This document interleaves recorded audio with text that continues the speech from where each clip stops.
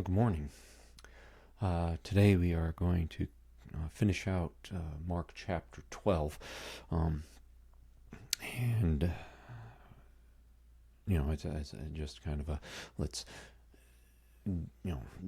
acknowledge the big addition of this microphone. I'm trying to increase and improve the audio quality, so hopefully this works. But Mark chapter 12, as we saw last week, Jesus gave a warning against what I call religious exhibition. In other words, just doing religious things for the sake of looking religious, rather than honestly reflecting a true heart of worship of God and a true focus on Jesus. And one of the things that he said that the scribes were doing is found there in verse 40, and it says, they devour widows' houses and say long prayers just for show. And right after that, immediately after that, comes what we're looking at today. So starting in verse 41, it says, sitting across from the temple treasury, he watched how the crowd dropped money into the treasury. Many rich people were putting in large sums. Then a poor widow came and dropped in 2 tiny coins worth very little. Summoning his disciples, he said to them, "Truly I tell you, this poor widow has put more into the treasury than all the others, for they all gave out of their surplus, but she out of her poverty has put in everything she had, all she had to live on." There is a big contrast between the religious scribes and this widow. And I think that Mark puts these two events together in order to kind of show us the nature of this contrast.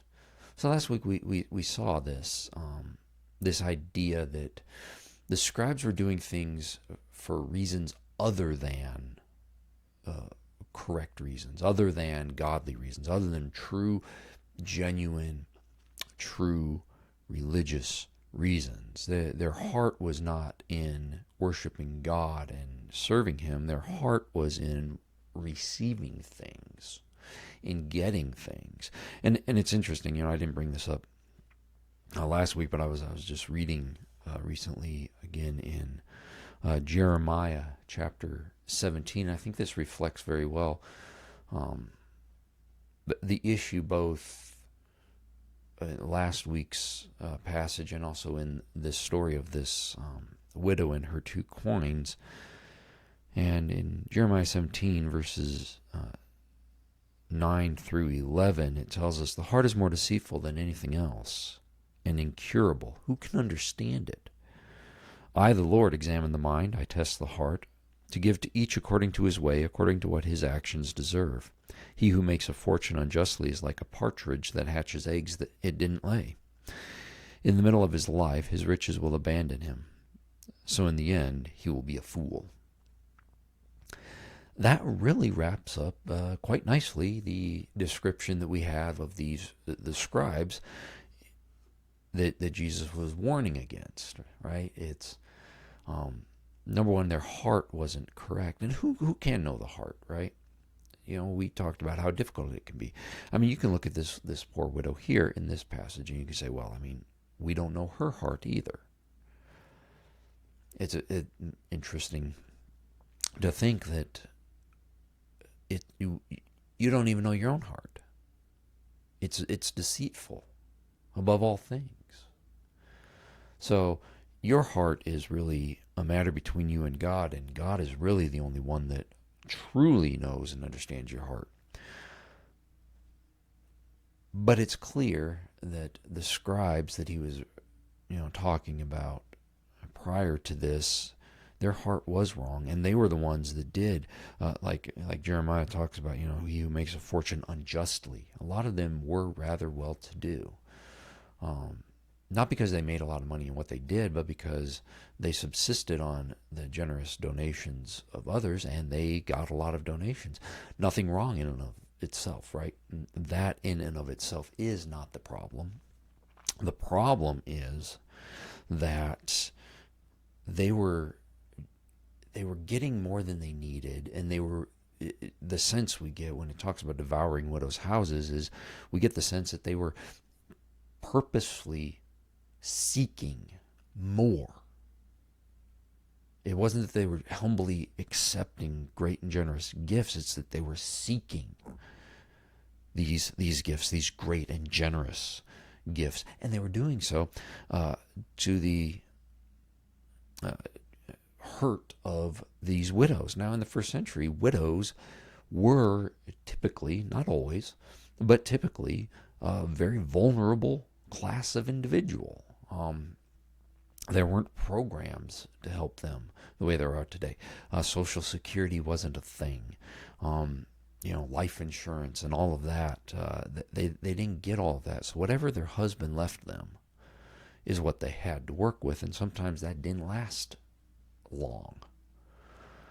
And so they were a very vulnerable class of people, and so it really is kind of sad to see these religious leaders taking advantage of these widows and causing this harm. And we can kind of see how this plays out with this woman who gives 2 small coins, because that's all she had to live on, he said. I think that's why it mentions the fact that there were 2 coins that she gave. I mean, what difference does it make? I mean, it just says, there were some, many rich people were putting in large sums, right?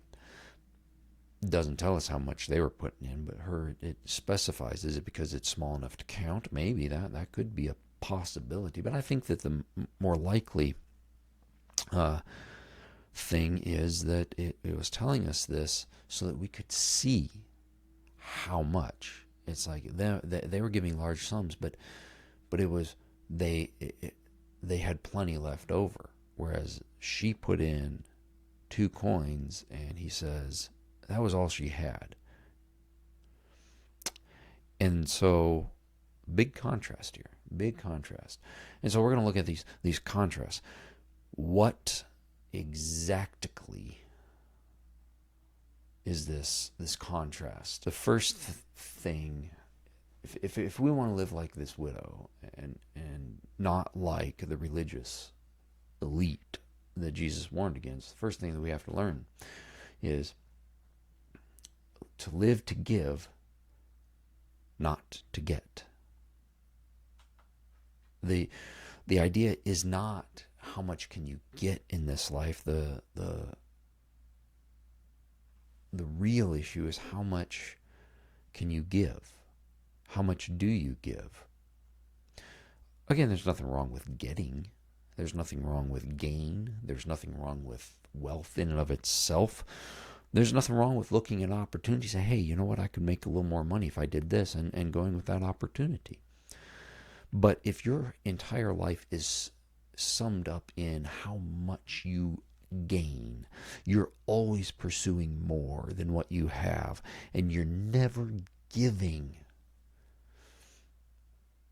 then you're starting to fall a little more into the class of the scribes that Jesus was warning against, and falling away from this widow that he holds up as an example. Because the scribes were living to see how much they could get, whereas this widow was living to give what she had to give, however much she could give. And so, it's one of those things. Some people make a lot so that they have a lot to give. Some people look for ways to maximize income so that they can maximize the outflow. That's great. That's good. That is a good application of this. That's a good application of seeking to better yourself and you better your situation for the purpose of helping others. And many people do it for family. That's great. You should. Paul tells Timothy in 1 Timothy, I believe it was, in 1 Timothy 1, he talks about how if you don't take care of your family, you're worse than an unbeliever. So take care of. And it's interesting that in that passage, it was specifically talking about the widows in a family. A contrast to the scribes who were taking advantage of them. You're supposed to be taking care of them. And so we seek to live a life that is more about giving than it is receiving, more about what we can do for others than what they can do for us. And that's the contrast here. The scribes were looking to find ways to get people to give them more. Hey, what else can I get out of you guys here? Whereas this widow sitting there going, what do I have to give today? What do I have to give today? And what did she have to give? 2 coins. And so what did she do? She gave them. Which brings us to the next thing, which is give God your all. Right? Now, obviously, you can't do that if your focus is on what you can get. But if you're focused on a life of giving, you're gonna look at it and you're gonna say, what do I have to give? Oh, this is it. I'm going to give it all. Again, let's go back to these 2 coins. So these two coins, they're not mentioned exactly what they are here in Mark. Just 2 tiny coins worth very little, and quite honestly, it's kind of a small, pathetic amount. So you've got all these large sums going into these receptacles, and these receptacles. So in the treasury, there were 13 metal trumpet-shaped receptacles for you to put your donations in, and some of the commentaries and things that I've read indicate that each one was designated for a specific purpose. So you could choose what you were donating towards, but you would put it in. Now, since they're made out of metal and they're kind of trumpet shaped, which means they're kind of wide at the top and they kind of narrow down, you can kind of hear what's going in, right? So you can hear when a lot of coins are going in. You can hear when only 2 little coins go in. There's a clink clink versus a whole cacophony of noise with the large sums going in. And some rich people, it is said, I don't know how true this is, I haven't actually fact-checked this, but some, I've heard, knew how to flick the coin to make it go around the rim of the bell and really make a whole lot of racket on its way down into the receptacle. Whether it's true or not, I can believe that there were some rich people, not all.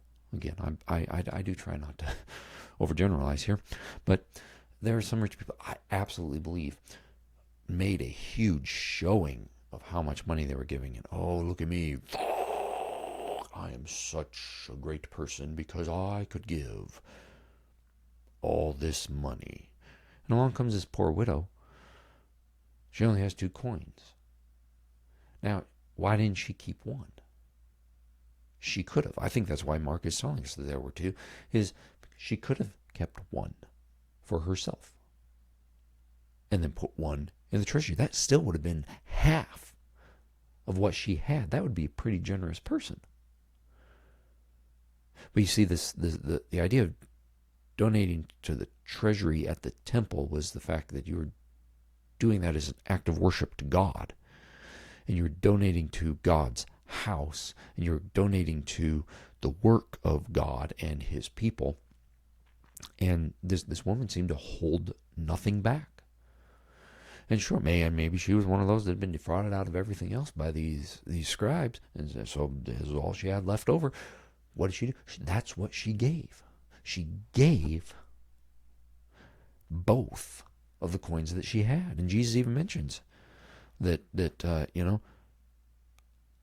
she's put in more than all the others.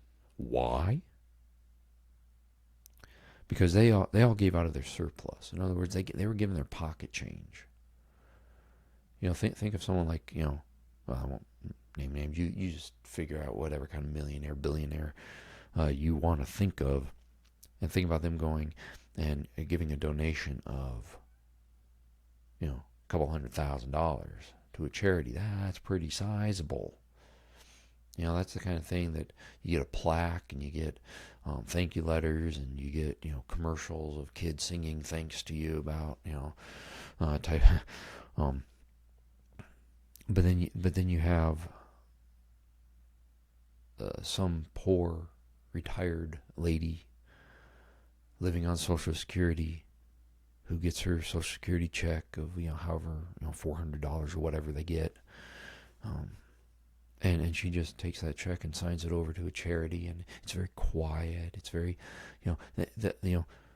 she'll get a thank you for it. Obviously, most charities are very nice. Some aren't, but many are. But it's the show is so much smaller than that, and yet what she's doing is so much more, because they've got plenty. They got more than they will ever be able to spend in a lifetime, and she doesn't have hardly enough to get by. And that's what she's giving, and that's a picture of this woman here. The reason she gave more is not because you could take out, oh, these 2 coins are worth a lot. No. It's because the proportion of her giving was better, because she gave 100% of what she had versus 5-10% of what she had to give. She gave God her all. And really, honestly, that's really what it boils down to. I don't think it's about the money. The main idea here, I think there's a contrast between trying to gain with the scribes and being a person giving. But it's not just about the money. The money is just one thing, and the money is one of those things that worldly people, selfish, greedy people, that does tend to be what they focus on. But there's so much more to it than that, right? There is so much more to it than that. Really, what we get from the Bible is that Jesus gave everything for us. So we turn around and give everything to Him. We offer everything we have and everything we are as an act of worship, because we love Him. And so we don't just give Him a little bit, and we don't just give Him our best. We don't ever give Him anything less than our best. But really, it's about giving Him everything. I remember one of my professors in college one time said, a lot of people talk about, hey, let's make Jesus first in our life. And he's like, no, I think that's a misunderstanding of what the Bible teaches. You don't make Jesus first in your life. You make Him everything in your life. You make Him all of it. And I think that there's a sense in which that is true. I think that is kind of the goal. I think that as we work toward maturity in our faith, we're working toward that, right? I don't know anybody who actually accomplishes that perfectly. I certainly don't. I guarantee I don't. But that is the goal, right? I like that. Let's not just worry about making Jesus first. Let's make Him all. Let's make Him the only thing that we're concerned with. That would be our goal. He gave everything for us, so let's give everything we have back to Him. And then finally, let's trust God's evaluation. Again, Jesus said that this woman gave more than everybody else. He evaluated her gift different than the world did. He evaluated what she had to offer different. Now, she may have been one that was quite content with giving those to. She may have been a very mature widow. It doesn't say, doesn't tell us what her. So we can sit here, we can contemplate a little bit, and I enjoy contemplating sometimes. So let's try this out. Maybe she was okay with it. Maybe she was like, you know what, I have this. This is all I have, and my God only asks for what I have. He doesn't ask for more because he wouldn't. He can't, right? Maybe that was her attitude. Or maybe her attitude was she'd heard all the other coins jingling down in there, and maybe there was a hesitation in it. Not because she hesitated to give, but because she was a little embarrassed that this was all she had. Maybe she'd heard all the rich people and all the accolades about all the money that they were able to give, and she looks at her 2 little coins and goes, huh, are they even worth anything? I mean, the evaluation from the worldly standpoint would be in verse 42, she came, dropped in 2 tiny coins worth very little. That would be the worldly evaluation of that. But Jesus' evaluation was she put in more than all the others. Whose evaluation are you going to listen to? Whose evaluation are you going to trust? Whose evaluation is true? Is it the world's? Or is it God's? You see, if you listen to the world, you're going to hear the message a lot. You're not enough. You don't have enough. You're not giving enough. You're not doing enough. But God's evaluation is, give it your all, and it is enough. We can go back to the fish and the loaves. Did Jesus require a huge truckload of food to feed 5,000 people? Did he look at the 5 loaves and 2 fish that his disciples were able to scrape together and look at those and go, no, sorry guys, this isn't, you didn't do well enough on this. Try again. No. What did he do? He took what they had, he prayed over it, he distributed it, and it was more than enough. It wasn't just enough, it was more than enough. So here's the deal. You don't trust the world's evaluation that says, look, you're a nobody and you got nothing to offer, and what you're offering isn't enough. What you do doesn't matter because you're just not important enough, wealthy enough, whatever enough. Or you're going to listen to God and say, hey, give me what you have, because I can make anything be more than enough. You see, it's not about how much you have or how much you don't have. It's about your heart. Does your heart belong fully to God? And are you willing to give him anything and everything? Because if you give him everything, he'll make it enough. So I used to tell my 5th grade students, don't be stressed, just do your best. And I would tell them, nobody can ask you for more than your best. And if they were really stressed or really concerned, or if they did poorly on an assignment, I'd be like, did you do your best? A lot of them would, got to where they'd be honest about, yeah, sometimes, no, I didn't really do my best. I say, well, then, next time do better and this will improve. But some, they were really distressed because that was their best. And I said, I can't ask for any more than that. If you did your best, it is fine. Same with God. Are you doing your best to follow him? Are you giving him everything you have? He's not asking for anything else. He's not asking for more. Why? Because what you don't have to give him, he can make up for. He doesn't need your stuff, right? Because what you're giving him is just a gift back out of gratitude for what he did for you, which was a free gift of sending Jesus to take care of your sin. And this is where the gift really comes in, is God's gift to us was there's nothing we can do to save ourselves. Salvation isn't you do your best and then Jesus fills in the blanks. It's Jesus took care of everything. He paid the entire cost of your sin.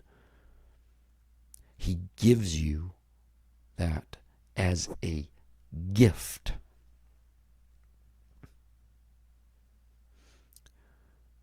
You give back, not trying to pay it off, not trying to earn it, but you give it back as an act of worship and gratitude for the gift you received.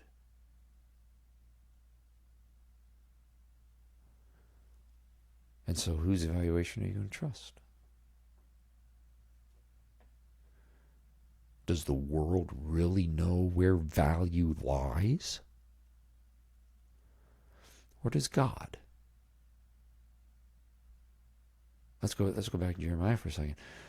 We don't even know our own hearts. How can we value anything if we can't even put a proper value on ourselves?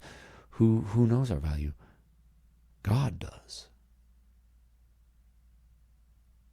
So who knows the value of the things around us? God does. So whose evaluation are you going to trust?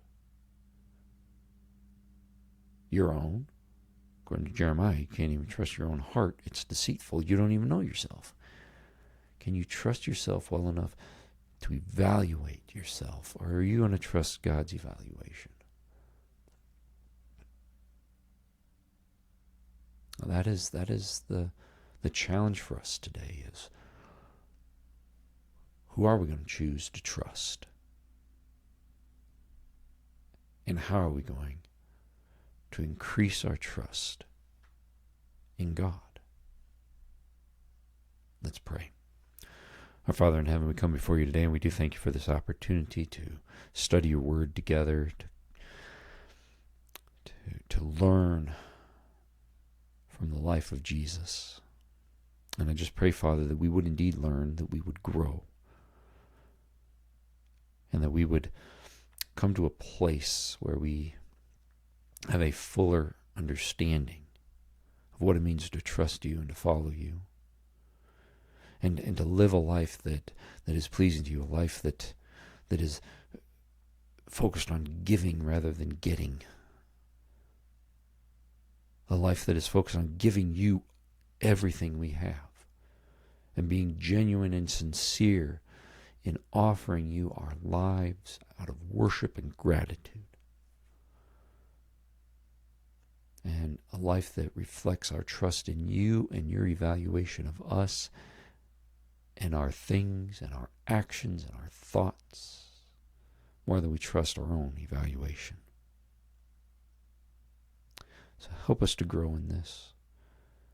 Help us to find comfort in the fact that we don't have to be the one that gives the most in order for our gift to be valuable to you. Help us to remember that we were valuable enough to you, that you sent your Son to die on a cross to take away our sins. And we thank you, we praise you for that. And in return, we offer you everything that we have and everything that we are. I thank you. I praise you. In Jesus' name, amen.